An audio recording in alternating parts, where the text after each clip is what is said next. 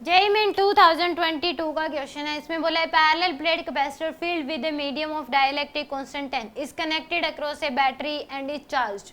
The dielectric slab is replaced by another slab of dielectric constant 15. The energy store. तो initially जो energy store, वैसे formula होता है energy store का half C V square.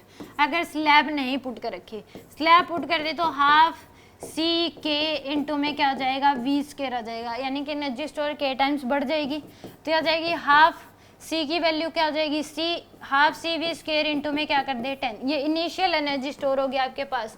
और final energy store हो जाएगी half C V square into में क्या होगा, डाइलेक्ट्रिक कांस्टेंट 15.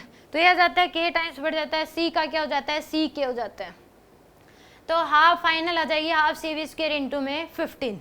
अब इसने पूछा है then the energy of the capacitor will be increase by 50%, decrease by 50%. यानी कि डेल्टा यू बाय में यू इनिशियल, ये पूछा गया U final minus U initial by में यू इनिशियल. यू फाइनल है half C V square into में 15 minus initial है half C V square into में 10 डिवाइड बाय में half C V square into में 10.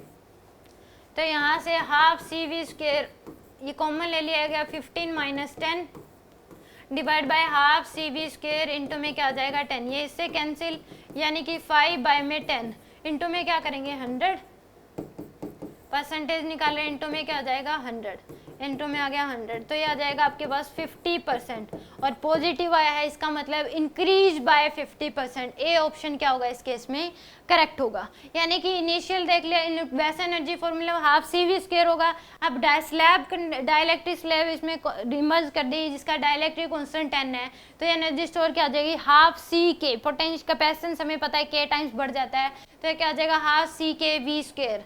तो ये भी आ जाए इंटू 10 कर दिया, ये आ जाए फाइनल आ गई. इसने इंक्रीज बाय ऑप्शन से पता लग रहा है क्या पूछा गया है.